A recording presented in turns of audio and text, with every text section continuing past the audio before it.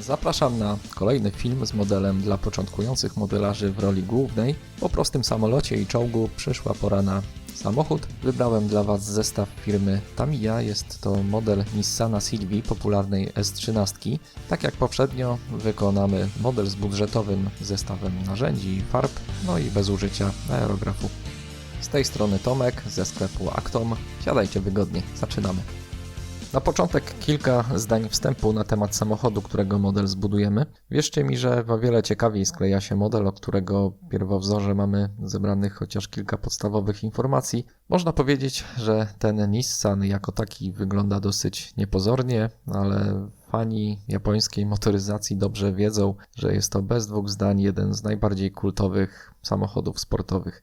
S13 jest to oznaczenie piątej generacji samochodów na platformie Nissan S, której produkcja wystartowała w roku 1988 i trwała kolejnych 6 lat.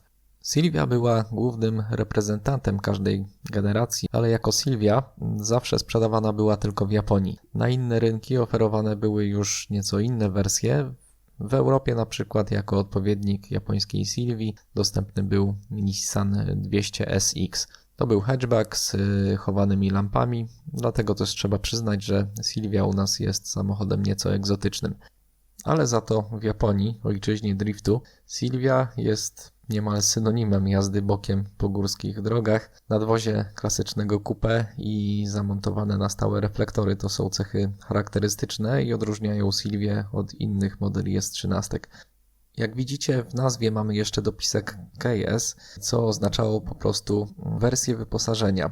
Poza nią były jeszcze dostępne wersje JS i QS, o ile tak to się wymawia. Wszystkie odnosiły się do symboli figur karcianych. Oczywiście wersja z literą K była tą najlepiej wyposażoną. Jednym z dostępnych gadżetów był na przykład wyświetlacz, który na szybie pokazywał aktualną prędkość. No jak na przełom lat 80. i 90. była to naprawdę niemała ciekawostka. Tyle tytułem wstępu. Zaglądamy do pudełka z modelem. Elementów, jak widzicie, nie ma jakoś bardzo dużo. Jest to model dosyć mało skomplikowany. Mamy karoserię, ramkę z częściami przeźroczystymi, czyli z szybami i oświetleniem, 3 ramki z pozostałymi częściami, gumowe opony, tulejki do mocowania kół, mały arkusz kalkomanii i oczywiście instrukcje. Tradycyjnie zacznę od wymienienia narzędzi i chemii, których będę używał. Cążki z płaskimi ostrzami do wycinania elementów z ramek, standardowy nożyk firmy Excel, penseta, 2 pilniki elastyczne o różnych gradacjach, Patafix, klej Tamiya Extra-Tin, pędzelki. Wybrałem 3 rozmiary tanich pędzli Renesans, płaską 6 i okrągłe 1 i 2.0. Płyn do kalkomanii Tamiya Markfit. Jeżeli macie już na przykład płyn Markfit Strong, to też będzie w porządku. W tym modelu kalki akurat nie powinny sprawiać problemów. Dalej mamy taśmę maskującą Tamiya o szerokości 18 mm, pastę polerską Tamiya i klej do elementów przeźroczystych. Wybór padł tutaj na Ammo Ultra Glue. Dodatkowo z rzeczy, które się przydadzą, przygotowałem też kilka pojemników do mieszania farb, wykałaczki, patyczki z bawełną, kilka pipet, nożyczki, cienkopis oraz grubszy marker i ściereczkę, na przykład taką do wycierania okularów. Będzie ona służyła do nakładania pasty polerskiej. I na koniec farby. Kolor główny karoserii spray Tamiya TS60. Kolor bardzo podobny do tego klasycznego odcienia jasnej zieleni, który widać na pudełku. Postanowiłem też skorzystać z drugiego sprayu. Jest to półmatowa czarna farba Tamiya TS29. Jest to odpowiednik farby w płynie o symbolu X18. Ten kolor, czarny półmat, jest wykorzystywany praktycznie w każdym modelu samochodu, dlatego jeżeli nie używamy aerografu, to warto mieć go w takiej formie w sprayu. Poniekąd zastąpi on nam także podkład. Oczywiście podkład warto mieć też pod ręką poza tym, ale akurat w przypadku tego konkretnego modelu czarna farba w sprayu powinna wystarczyć. Pozostałe farby do nakładania pędzlem z niebieskiej palety Hataka. Szary numer 32, czarny numer 41, aluminium 78 i gunmetal, czyli numer 106. Na koniec dwie farby transparentne Tamiya do pomalowania świateł X26 i X27. Te dwa kolory są praktycznie niezbędne przy sklejaniu niemal każdego modelu samochodu. Mamy zatem w sumie 8 farb. W instrukcji, jak widzicie, jest ich znacznie więcej, dokładnie 3 razy tyle. Ja postanowiłem to dosyć mocno skompresować do kolorów, które uważam za niezbędne. Przy każdym modelu warto przestudiować instrukcję pod kątem kolorów farb. Tak się składa, że tutaj mamy wyodrębnionych aż 5 opcji malowania z różnymi kolorami nadwozia i wnętrza, zgodnie z tym, jak poszczególne wersje kolorystyczne opuszczały fabrykę. Dodatkowo są tutaj proponowane mieszanki kolorów, co jeszcze bardziej utrudnia sprawę. W każdym razie trzeba poświęcić chwilę, żeby się w tym odnaleźć i zaplanować sobie cały proces malowania. Zaraz zobaczycie, jak ja z tego wybrnąłem. W punkcie pierwszym instrukcji mamy informację, że numery farb podane w procesie budowy dotyczą tej naszej zielonej wersji nadwozia, a więc jest to tyle łatwiej. Zaczynam od wycięcia pierwszych elementów zawieszenia i układu napędowego. Na razie jeszcze niczego nie sklejam. Wszystkie te części łatwiej będzie najpierw pomalować, a dopiero potem zmontować w całość.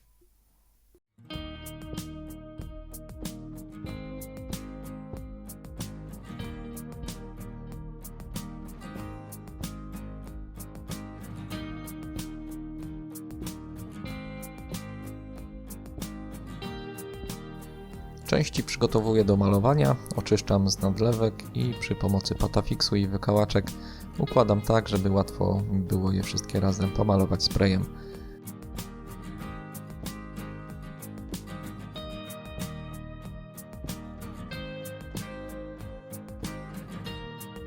Maluję całą płytę podwozia i wszystkie drobniejsze części.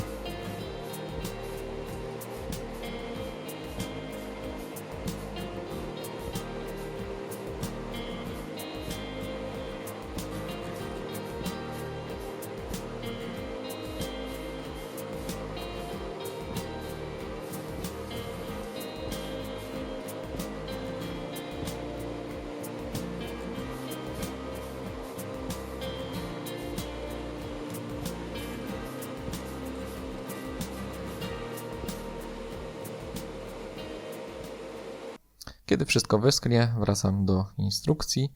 Gumowe mieszki półosi maluję czarną matową farbą.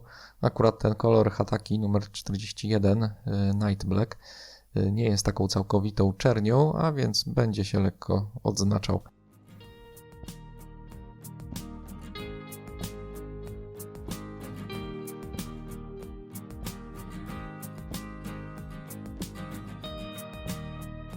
Dekiel dyferencjału maluję na kolor aluminium, podobnie wszystkie tarcze hamulcowe. Instrukcja sugeruje też pomalowanie zbiornika paliwa na ten kolor, ale ja postanowiłem zostawić go w kolorze czarnym.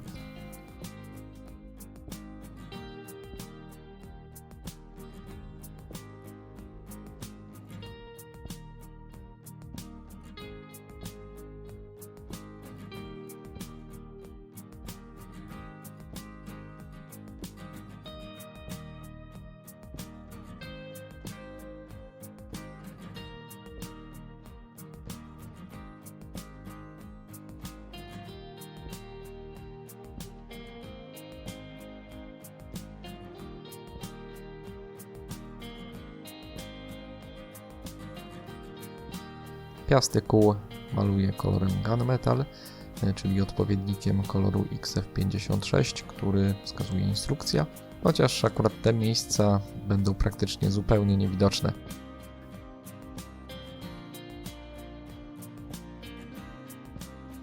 Zaciski hamulców potraktuję jeszcze farbą X26. Oczywiście można je pomalować na kolor na przykład złoty, czy też mieszankę złotego ze srebrnym, jak jest w instrukcji. I pewnie normalnie tak bym zrobił, ale tutaj mamy ograniczony wybór farb, a poza tym zacisków również nie będzie widać przez te standardowe felgi.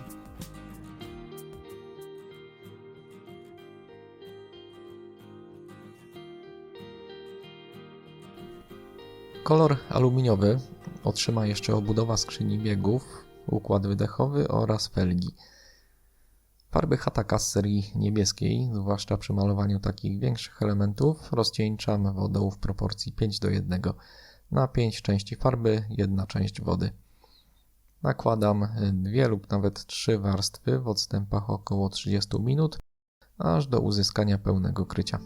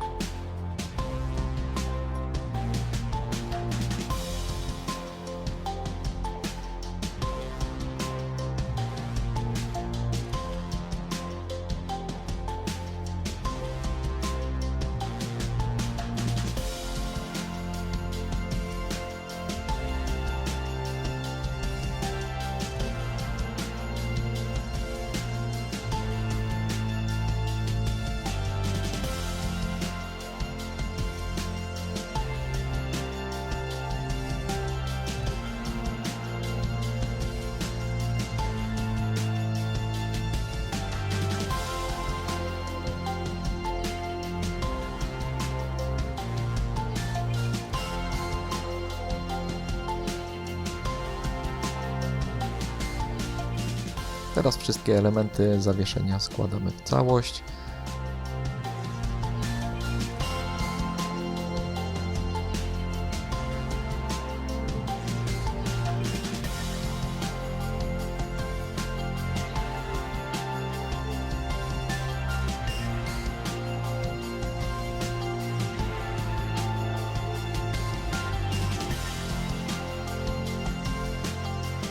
Gumowe tulejki wkładam pod piasty kół, dzięki temu koła będą mogły się obracać.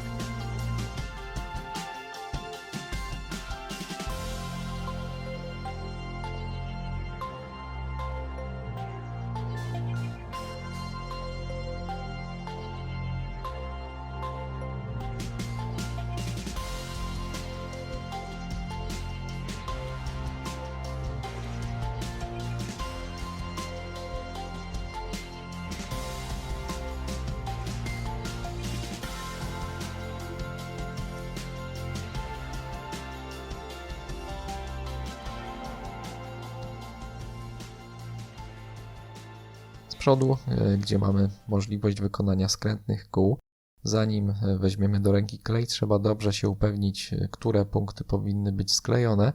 Tutaj w punkcie 3 nie przyklejamy drążka do zwrotnic, a potem też całość tylko wkładamy w otwory w nadkolach.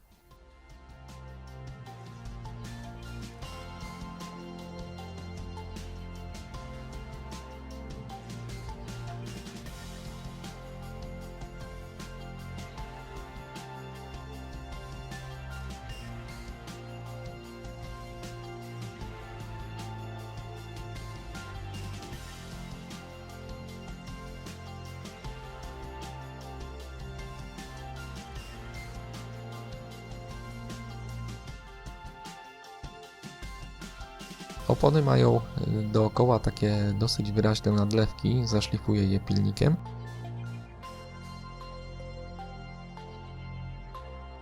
Po wszystkim nakładam opony na felgi, przy czym też zwracam uwagę na kierunek bieżnika.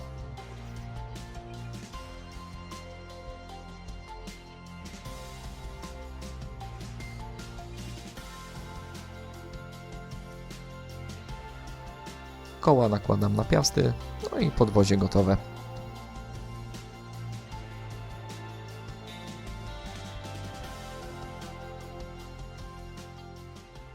Przechodzimy do wnętrza. Zestaw pozwala na wybranie, po której stronie będzie kierownica.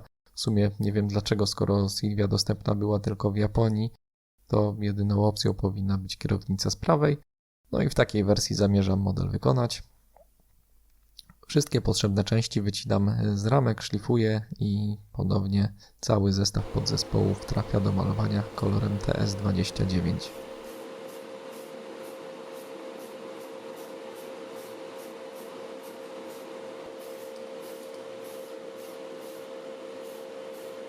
Na kolorystykę wnętrza docelowo będzie składało się 3 kolory.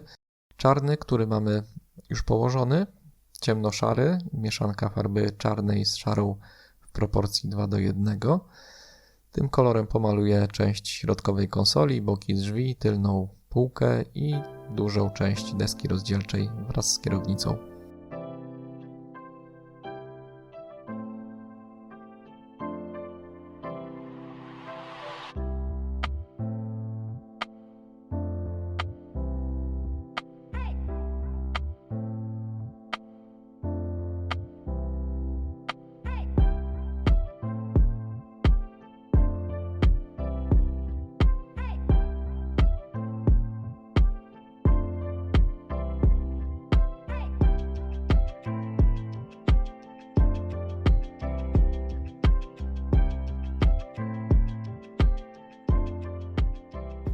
Szarym kolorem Hataka numer 32, który jest zbliżony do polecanego tutaj koloru XF53 firmy Tamiya, pomaluję fotele kierowcy, pasażera, tylną kanapę, podłogę i wnęki w drzwiach.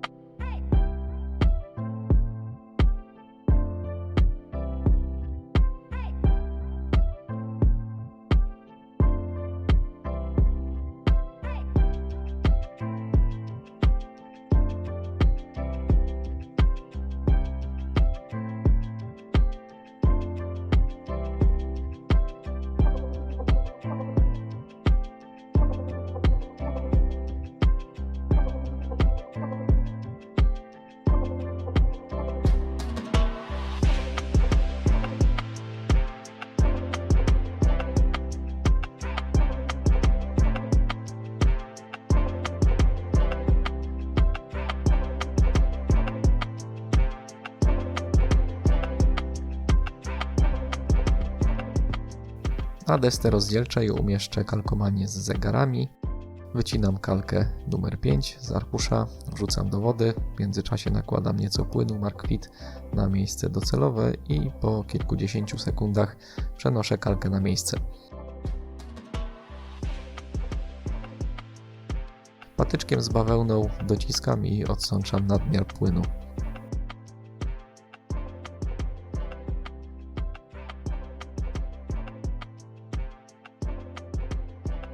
Można już złożyć wnętrze w całość.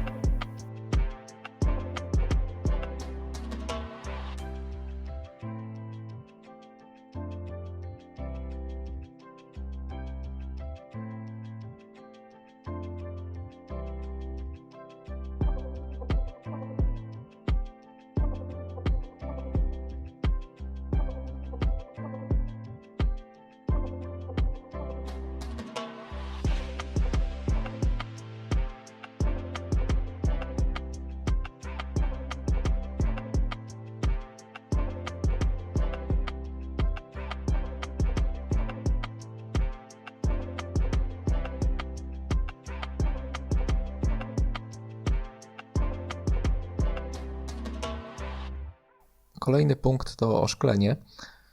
Przechodzimy do elementów, które będą w całym modelu pierwszoplanowe i o ile przy podwoziu czy we wnętrzu jakieś niewielkie błędy dałoby się ukryć, to tutaj już trzeba się porządnie przyłożyć do prawidłowego pomalowania szyb, a potem karoserii.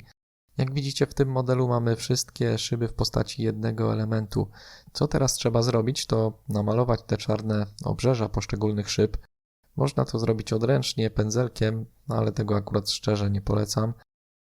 Skoro już mamy czarną farbę w sprayu, to można to zrobić tak, jak zwykle się to robi z użyciem aerografu, a więc trzeba zamaskować wszystkie szyby i zostawić do malowania tylko ich krawędzie. Cienkopisem zaznaczam na szybach właśnie te krawędzie. Ja mam tutaj cienkopis firmy Mołotow, ale myślę, że dowolny biurowy cienkopis też będzie ok. Dobrze tylko, żeby dało się go w razie czego zmyć z takiej śliskiej powierzchni. Na tak zarysowany wstępnie kontur naklejam taśmę maskującą i po prostu przerysowuję na taśmę te linie. Odklejam taśmę i teraz dwie możliwości. Albo wycinamy nożykiem taką maskę, albo nożyczkami. Myślę, że łatwiejszą opcją jest ta z nożyczkami. Można też przykleić sobie tą taśmę teraz na folię, na przykład z woreczka, w którym były części modelu, no i wycinamy po zaznaczonych liniach. Na szybach bocznych, gdzie mamy dwie takie same maski, ale w odbiciach lustrzanych, można obie je wyciąć za jednym zamachem, po prostu przyklejając po drugiej stronie folii drugi kawałek taśmy.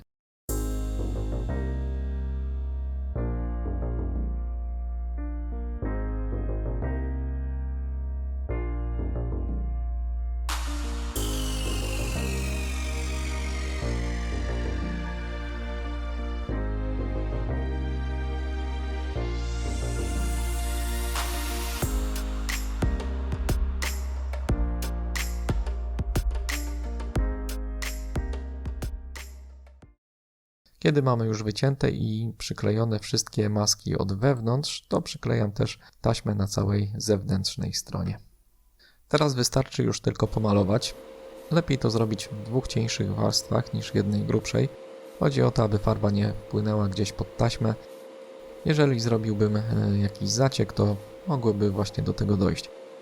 Nawet jeśli taśma była bardzo dokładnie przyklejona. W międzyczasie pomaluję jeszcze wycieraczki i lusterko wsteczne.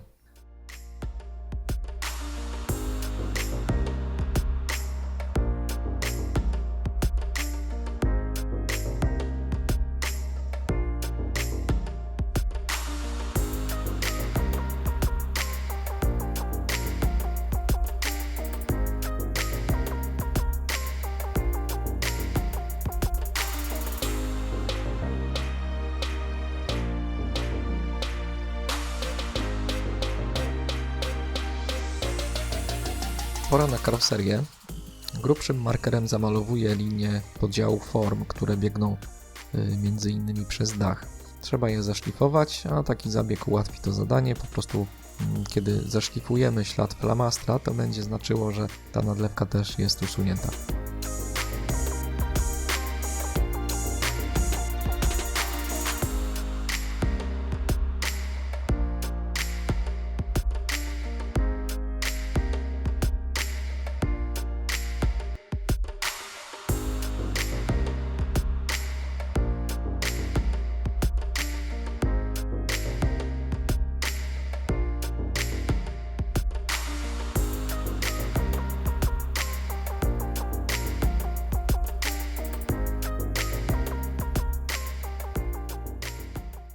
Można też usunąć te oznaczenia z wewnętrznej strony dachu. W prawdziwym samochodzie raczej ich nie powinno tutaj być.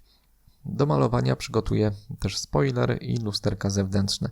Wszystkie te elementy będą pomalowane kolorem głównym, czyli TS60. Puszkę z farbą warto wstawić do pojemnika z ciepłą wodą na kilka minut. Dzięki temu farba będzie rozprowadzać się bardziej równomiernie. Ważne, żeby przed malowaniem dobrze sobie zamocować karoserię tak, aby wygodniej było ją obracać w trakcie malowania. Dla formalności dodam tylko, że przy malowaniu farbami w sprayu ważna jest wentylacja. Nie róbcie tego w domu, na pewno nie bez takiej komory lakierniczej z wyprowadzeniem za okno. Lepiej wyjść na balkon czy też do garażu i tam pomalować wszystko, co jest do pomalowania sprayami. Na karoserię nakładamy farbę dwukrotnie w odstępie około 30 minut. Potem zostawiamy karoserię najlepiej na całą noc do porządnego utwardzenia się farby. Wprawdzie farba powinna wyschnąć dużo szybciej, nawet po godzinie, jest już sucha w dotyku, ale chodzi tutaj o twardość powłoki, którą farba uzyska dopiero po dłuższym czasie. Generalnie pierwsza warstwa powinna być w miarę możliwości cienka, żeby uniknąć zacieków, zwłaszcza jeśli na modelu nie ma podkładu. Taka cieńsza warstwa stworzy taką namiastkę podkładu i na nią można już położyć drugą warstwę farby, nieco grubiej, jak to się mówi, na mokro, tak aby ostatecznie uzyskać jak największy połysk.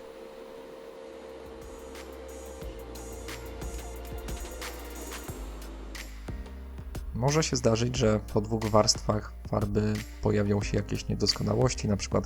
w postaci drobin kurzu, które przykleją się do lakieru.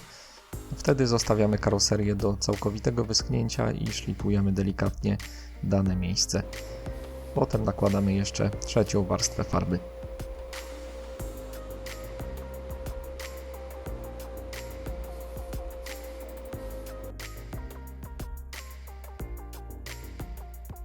Teraz można zająć się światłami, które pomaluję zgodnie z instrukcją kolorami X26 i X27. Obrysy tylnych świateł pomaluję na czarno. Tutaj dla ułatwienia można użyć markera, ale tutaj jest też ryzyko, że po dłuższym czasie taki marker się odbarwi. Dlatego jeśli tylko to możliwe, to proponuję pomalować to normalną farbą. Akurat w przypadku tych świateł dosyć wygodnie będzie je zamaskować taśmą i pomalować sprayem. Zawsze będzie to trochę lepszy efekt niż przy odręcznym malowaniu pędzlem. Przy okazji pomaluję jeszcze ramki tablic rejestracyjnych. Wprawdzie instrukcja zaleca malowanie ich na biało kolorem X2, ale wydaje mi się, że ciekawiej będzie to wyglądać w wersji czarnej. Białe są same tablice, które mamy w formie kalkomanii, a więc będzie taki ciekawy kontrast.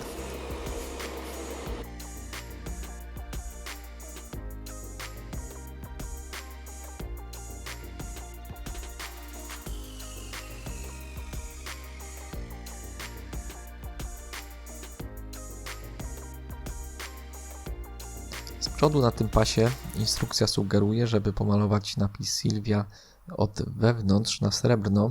Spróbuję to zrobić, ale jeżeli nie czujecie się pewnie w takim precyzyjnym malowaniu, to ten element można zostawić takim jaki jest, też nie będzie wyglądało to źle. Wracamy teraz do karoserii. Kolejnym etapem jest malowanie na czarno obramowań wszystkich szyb, czyli uszczelek i słupków. Po prostu pomaluję je pędzelkiem odręcznie. Wymaga to trochę dokładności, ale z drugiej strony wydaje mi się, że jest to sposób dosyć bezpieczny. Farba Hataka położona na takim błyszczącym lakierze nie wiąże się z nim zbyt mocno i ewentualne niedoskonałości można potem zawsze poprawić, chociażby zdrapując czarną farbę wykałaczką. Schodzi ona wtedy bez śladu. Przy dłuższych, prostych liniach można zawsze sobie pomóc taśmą maskującą, ale nawet bez niej można te krawędzie namalować całkiem sprawnie. Innym sposobem na malowanie uszczelek jest maskowanie taśmą całej karoserii i pozostawienie tylko tych ramek. Teoretycznie moglibyśmy to zrobić, bo mamy czarny spray i można byłoby go właśnie tutaj użyć, ale jednak gdyby coś poszło nie tak i choćby w jednym miejscu farba podciekłaby pod taśmę, to już byłoby trudne do naprawienia. Myślę, że przy pierwszym modelu samochodu warto zacząć właśnie od takiego odręcznego malowania tych ramek. Na czarno pomaluję też to wąskie wgłębienie biegnące po całym obrysie karoserii.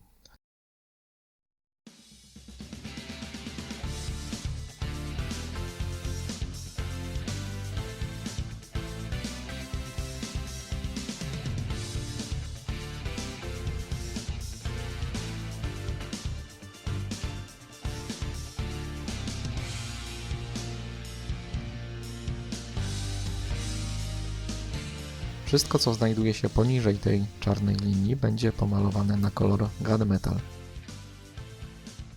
Farbę rozcieńczam w proporcji 5:1 z wodą i nakładam szerokim pędzlem. Położę tutaj dla pewności 3 warstwy w 30-minutowych odstępach.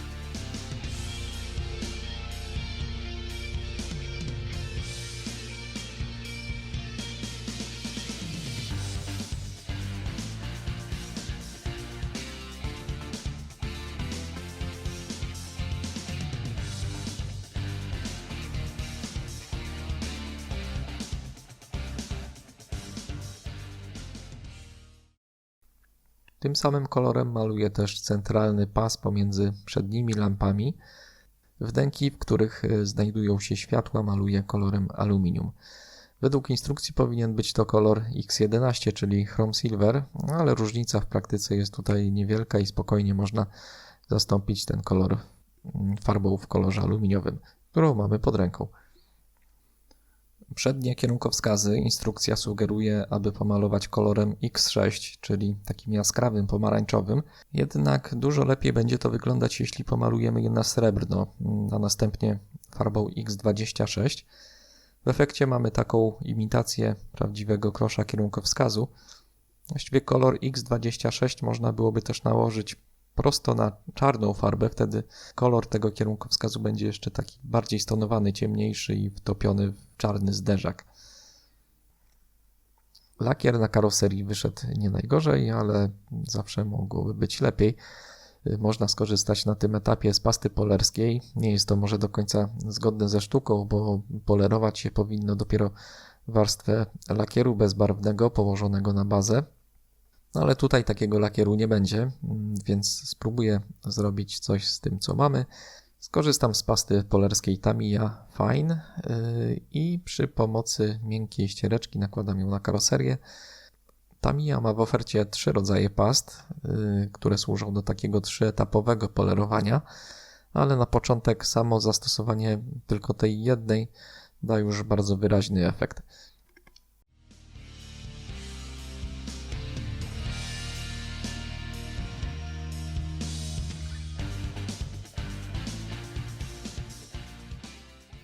Nie można też za bardzo przesadzać przy polerowaniu samej farby, żeby jej po prostu nie przetrzeć. Jest to jednak pasta lekko ścierna, która zbiera nieco farby z powierzchni, co zresztą widać na ściereczce. Jeżeli mielibyśmy tutaj warstwę lakieru bezbarwnego, to przy jego polerowaniu pojawienie się takich śladów byłoby sygnałem alarmowym, że przetarliśmy się już przez całą warstwę lakieru i zbieramy farbę bazową, a więc trzeba uważać, żeby nie przekopać się dalej do podkładu, bo wtedy problem już byłby spory. Delikatnie spróbuję też wypolerować spód pomalowany kolorem gunmetal. Tutaj możecie zobaczyć, jaką różnicę daje polerowanie pastą. Różnice stanowią ostre krawędzie w odbiciu na powierzchni. Dalsze polerowanie czy też woskowanie lakieru może dać efekt nawet całkowitego lustra, ale myślę, że taki połysk, jaki widzicie tutaj, jest w zupełności wystarczający i w większości modeli będzie wyglądał i tak bardzo dobrze. Kiedy karoseria jest już wypolerowana, można pokusić się jeszcze o podkreślenie szczelin przy drzwiach, masce czy bagażniku. Nakładam w te linie rozcieńczoną czarną farbę i od razu ścieram ręcznikiem papierowym jej nadmiar.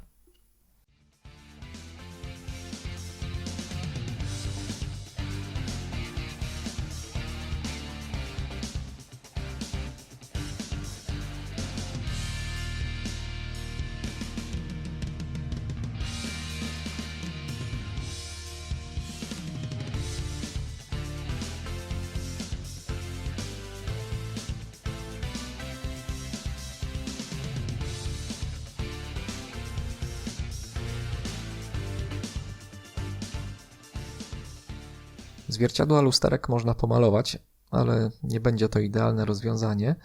Najlepiej byłoby użyć markera chromowego, no ale pewną alternatywą może być też podklejenie tych części choćby spożywczą folią aluminiową. Do ich przyklejenia używam kleju Ammo Ultra Glue. Po wyschnięciu po około 15 minutach odcinam nożykiem nadmiar folii i wklejam lustra na miejsce.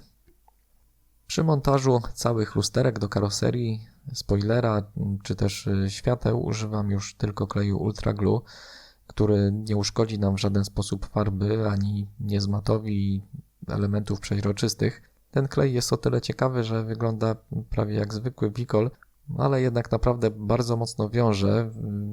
Po wyschnięciu robi się bezbarwny. Jest na pewno dużo lepszy od na przykład kleju Clearfix, którego używałem do tej pory do takich celów. Clearfix jednak dawał dużo słabsze połączenie. Łatwiej go było usunąć, jeżeli coś niechcący się nim zabrudziło, ale klej od Ammo też można w razie czego zmyć. Mechanicznie raczej nie jest to łatwe, ale wystarczy użyć na przykład rozcieńczalnika do emali i klej schodzi bardzo łatwo. Klej Ultra Glue po prostu nie reaguje w żaden sposób z materiałem, do którego się przykleja, w przeciwieństwie do typowych klejów do plastiku.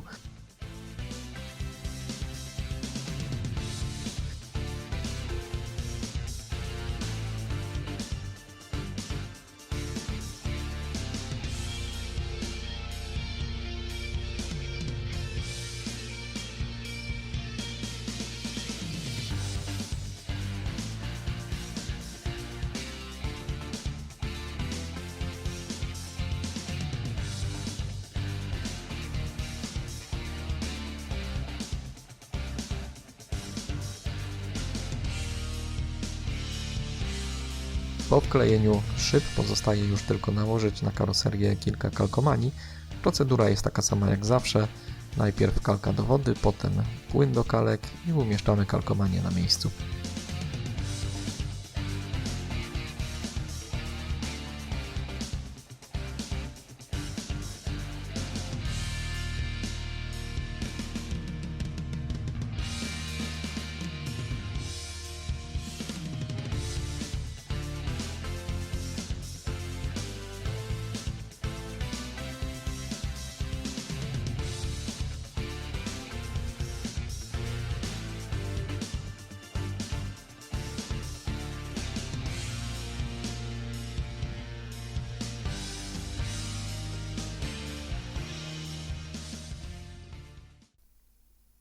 Pozostaje już tylko połączyć nadwozie z podwoziem. W tym modelu jest to bardzo prosty zabieg.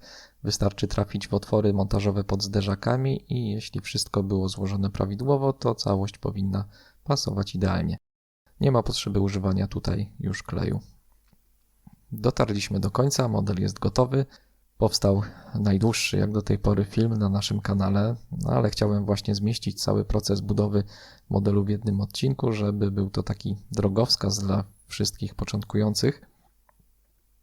Jak widzicie, budowa modeli samochodów różni się trochę od sklejania czołgów czy samolotów. Tutaj bardzo ważne jest zaplanowanie budowy i malowania poszczególnych elementów. Warto poświęcić na takie planowanie więcej czasu, żeby uniknąć błędów. Zwłaszcza w tych końcowych etapach, czyli przy malowaniu oszklenia i karoserii, trzeba już bardzo uważać i tutaj jak nigdzie indziej cierpliwość i dokładność decydują o ostatecznym efekcie. Model tego Nissana jest niezbyt skomplikowany, ale mam nadzieję dosyć dobrze udało się pokazać poszczególne etapy prac, które też przy innych modelach samochodów będą się powtarzać. Moim zdaniem na początek warto wybrać właśnie w miarę prosty i niedrogi model, ale za to przyłożyć się do jak najdokładniejszego wykonania. Jak widzicie, da się to zrobić nawet bez wydawania fortuny na narzędzia i materiały. Na pewno parę rzeczy można było zrobić lepiej. Specjalnie w tej serii filmów nie używałem aerografu, żeby pokazać, że nie jest on niezbędny do poprawnego malowania modeli. Na pewno uprościłby on kilka kwestii, ale udało się i bez niego. Dziękuję za dotrwanie do końca. Mam nadzieję, że film się podobał i przyda się Wam przy budowie pierwszego modelu samochodu. Życzę powodzenia i na dzisiaj się już z Wami żegnam. Pozdrawiam, do usłyszenia i cześć.